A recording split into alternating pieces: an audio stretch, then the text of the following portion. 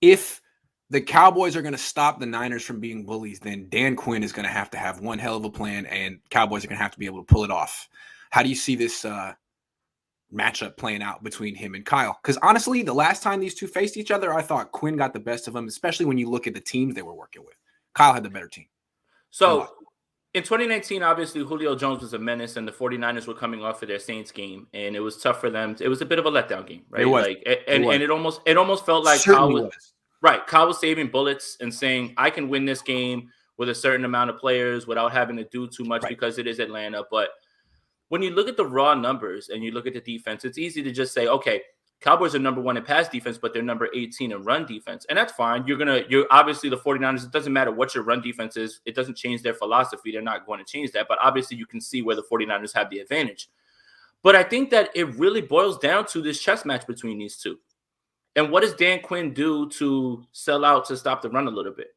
You saw Raheem Morris try to take away outside zones early on in the game, and the 49ers went back to what largely worked in the first game, which was inside runs with Elijah Mitchell, and it got them right back on track with the toss plays and the way that they were creating the angles. Kyle Shanahan's belly.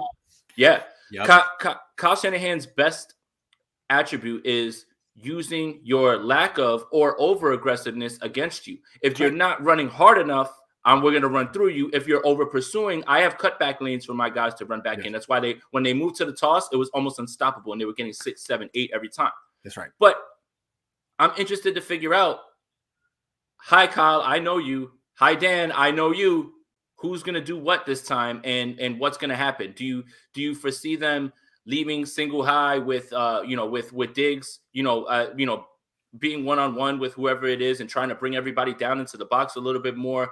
What are the looks that they're going to give Jimmy Garoppolo, since he has problems with sinking linebackers and the way that they move guys around?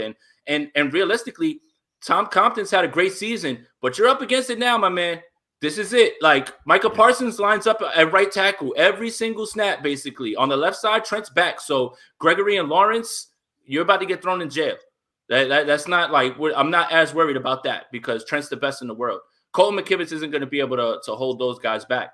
But now, Tom Compton, you against Micah Parsons, this is it, bro. He lines up all the time on the left side of the defense, right side of the offense. So it's going to be about the chess match, and that's what I'm interested in. Who knows who's getting the better of who? And right now, Dan Quinn's defense, I would say this defense is better than the Atlanta defense he had in 2019.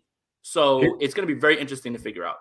I agree. Well put. Here's what concerns me for Kyle.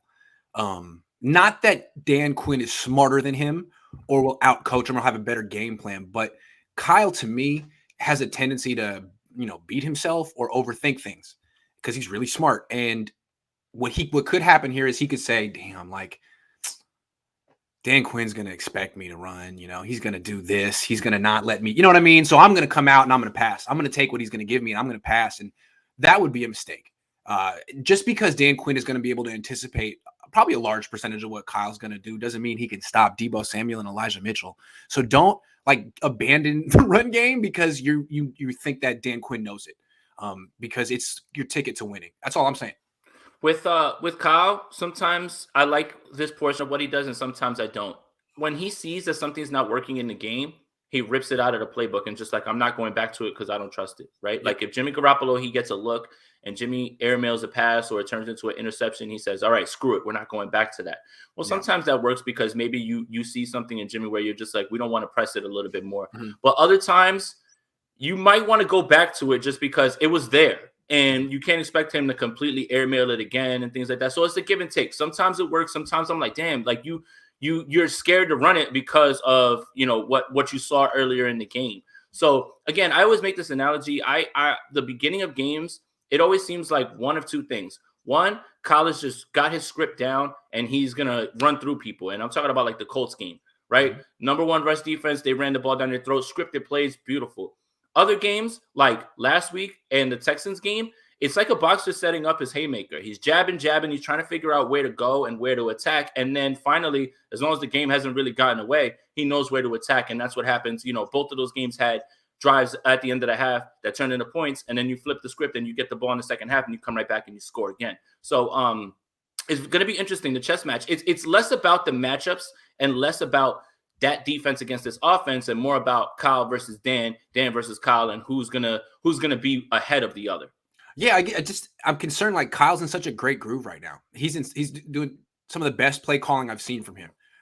Down 17, got back in the game with his running. He's in the zone. I worry for him that he's going to look at Dan Quinn and say, I got to do something unexpected. You know, Quinn's going to watch what I've done the last 4 weeks and have a real beat on it. I got to swerve. I got to do something different. Maybe he does. Maybe I'm wrong. Maybe if he keeps doing the same stuff, Quinn will shut it down. But I am afraid that Kyle is just going to shut himself down, shut his own best things down, and come out with a bunch of stuff we haven't seen in a while. And of course, then the execution isn't as good and all that stuff. So that's the only thing, because I do think the Niners are. I don't think the Cowboys have the horses to stop the Niners' physicality on offense. I just don't. But you said it. It was a Freudian slip. You almost called them the Rams. Same thing. Yeah, on defense, exactly. Man. Same thing. I think it's going to be a lot like that. Same thing. They, again, punch them in the mouth and they'll fold.